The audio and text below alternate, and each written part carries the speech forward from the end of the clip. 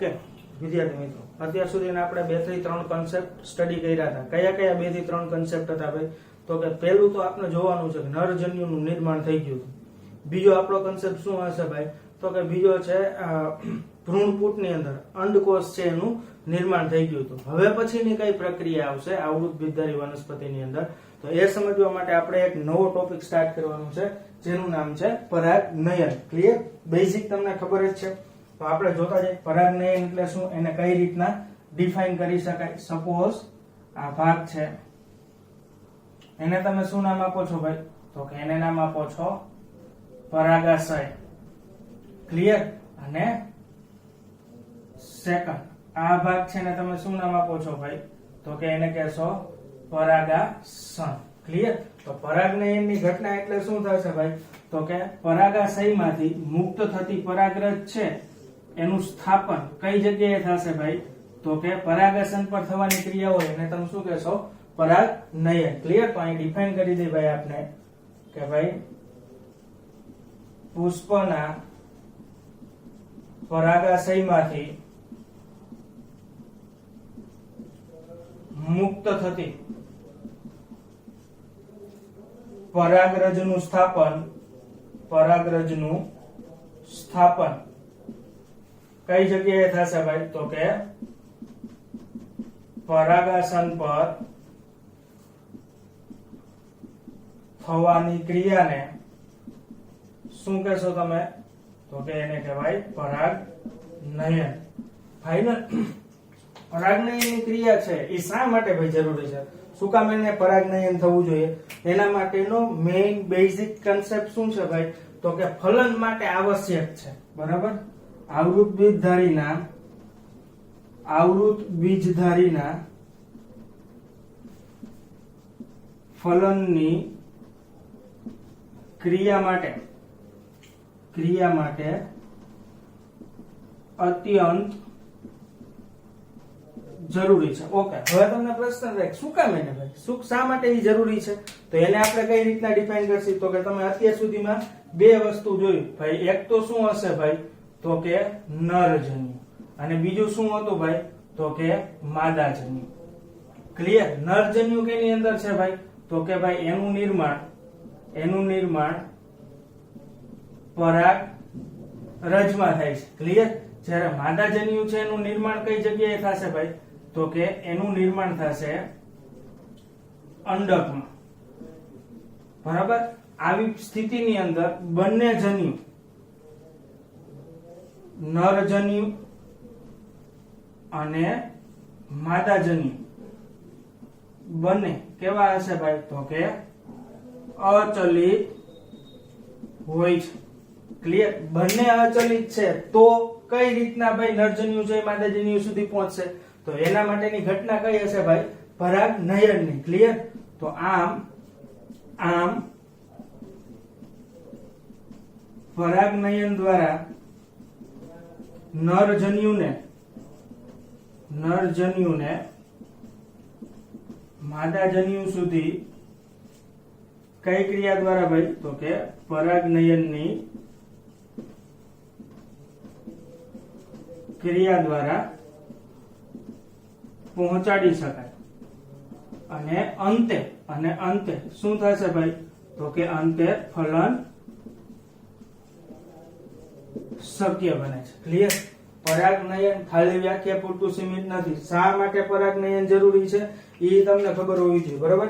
આવૃત બીજધારીમાં ખાસ યાદ રાખવાનું કે આવૃત બીજધારી છે એના નરજન્યુ છે એ કેવા છે ભાઈ? અચલિત છે. કેવા હશે ભાઈ? અચલિત. તો પરાગનયન જ માત્ર એક એવી પ્રક્રિયા છે કે જેના દ્વારા તમે નરજન્યુ છે એને માદાજન્યુ સુધી પહોંચાડી શકો. ક્લિયર? ત્યારબાદ આવે છે ભાઈ પરાગનયન છે એના ટોટલ કેટલા ટાઈપ્સ છે. ક્લિયર? તેને આપણે આ સેશન ની અંદર કન્ટિન્યુ કરશું. ક્લિયર?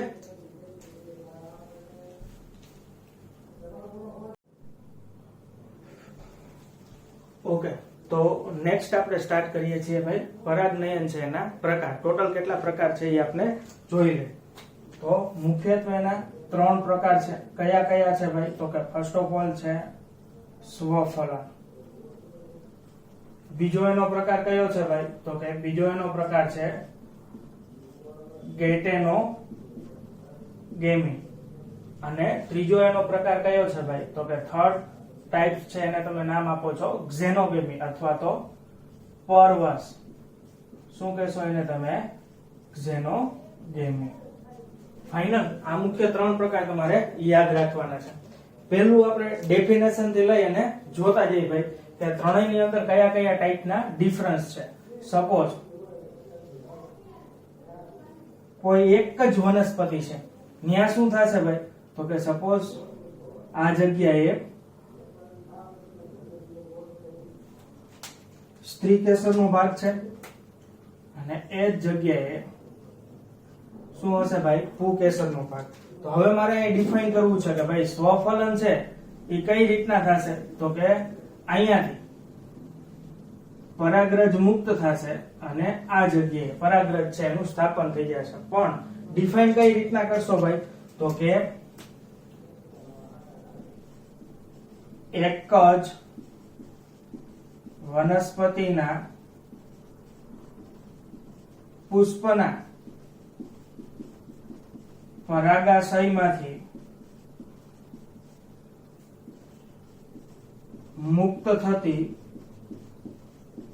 પરાગરજ તે જ વનસ્પતિના પરાગાસન પર સ્થાપિત થવાની ક્રિયા છે. ક્લિયર? વનસ્પતિ એક, પુષ્પ એક, એ જ પુષ્પના પરાગાશયમાંથી પરાગાસન પર જો પરાગરજનું સ્થાપન થાય તો તમે એને શું નામ આપો છો? સ્વફલન. ક્લિયર? પુષ્પ કેટલું રાખવાનું છે ભાઈ? તો કે તે જ પુષ્પ એકનું એક જ. અને વનસ્પતિ કેટલી રહેશે ભાઈ આ કિસ્સાની અંદર? એક જ વનસ્પતિ. ક્લિયર? નાઉ નેક્સ્ટ આપણે શું સ્ટડી કરવાનું છે ભાઈ? ગેટેનોગેમી. ચાલો ગેટેનોગેમી કઈ રીતના આપણે સ્ટડી કરશું? તો કે સપોઝ આને હું લઈ લઉં છું વનસ્પતિ તરીકે. તો હવે અહીંયા પાછું જોઈએ ગેટેનોગેમી માટે.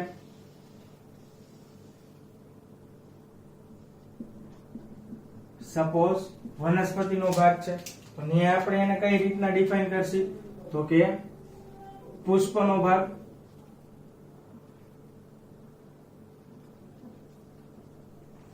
સ્ત્રી કેસર છે અને આ જગ્યાએ કયો ભાગ આવી જશે ભાઈ? પુંકેસર. ધેન આફ્ટર ધી આ જગ્યાએ સેકન્ડ વન આ કયો ભાગ છે ભાઈ? તો કે સ્ત્રી કેસરનો ભાગ છે. અને નેક્સ્ટ વન અહીંયા શું આવી જશે ભાઈ? તો કે પુંકેસરનો ભાગ આવી જશે. હવે અહીંયા જોતા જાય કે ગેટેનોગેમી છે એ સ્વફલન થી અલગ કઈ રીતના છે ભાઈ?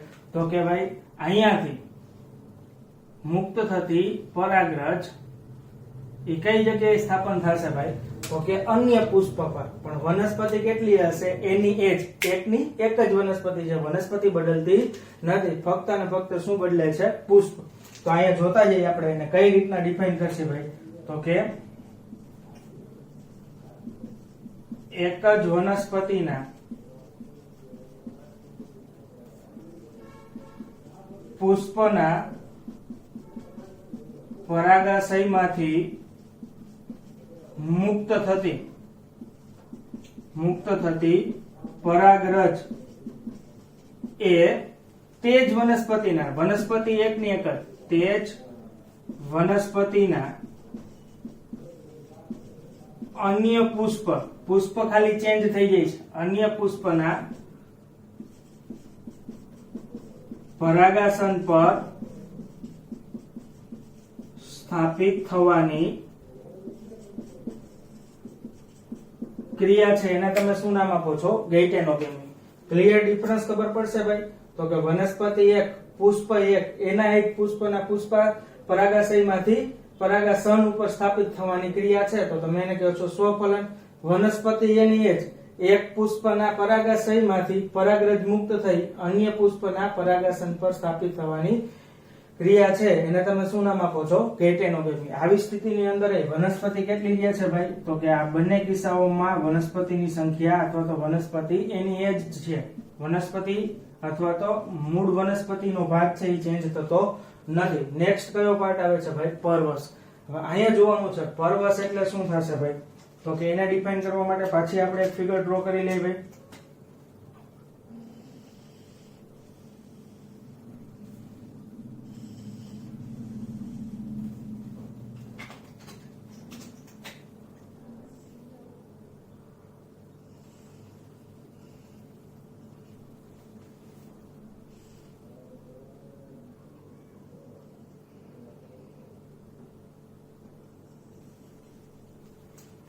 ક્લિયર? અહીંયા આપણે લઈ લઈ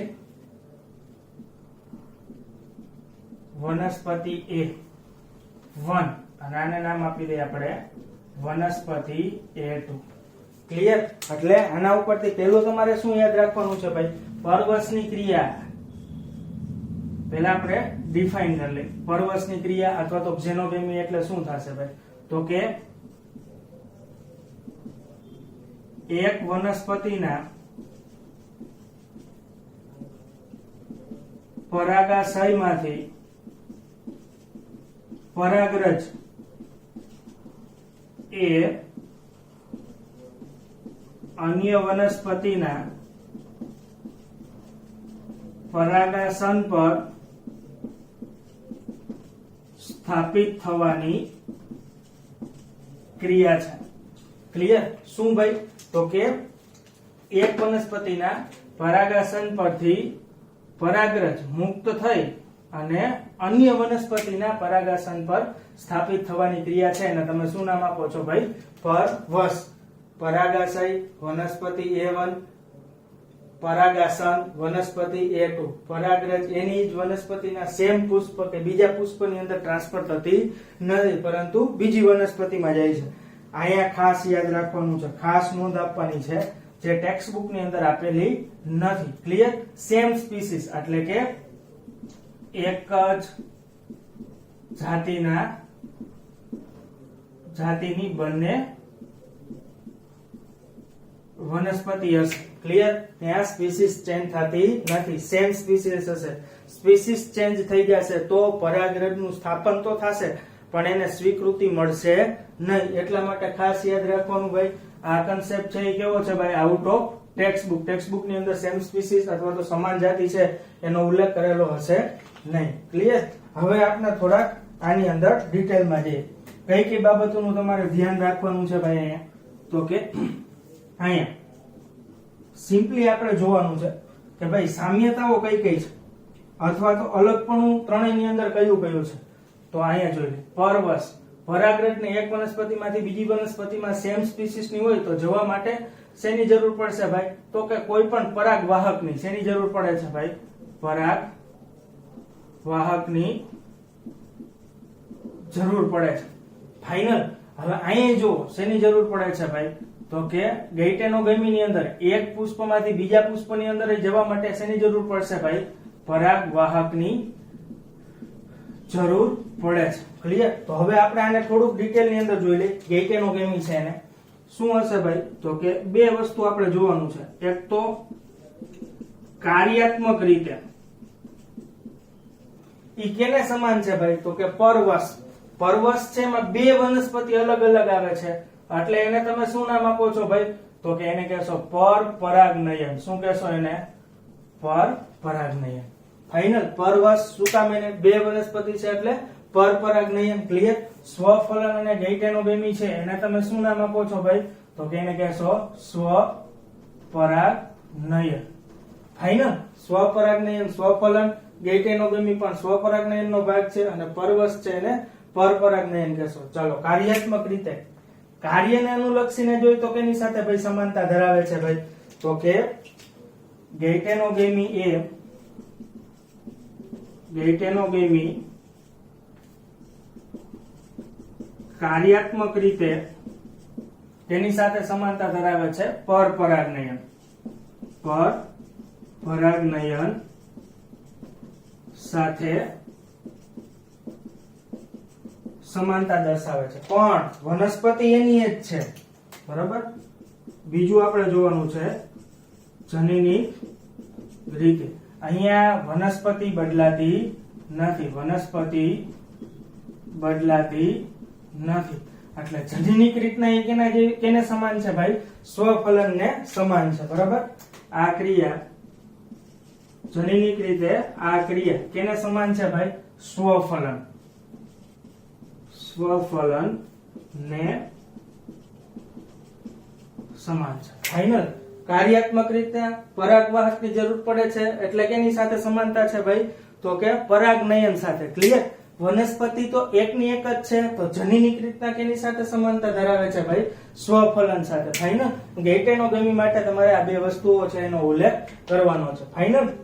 હવે નેક્સ્ટ આપણે જોવાનું છે પરવશની અંદર. પરવશની અંદર આપણે શું જોઈ શકીએ ભાઈ?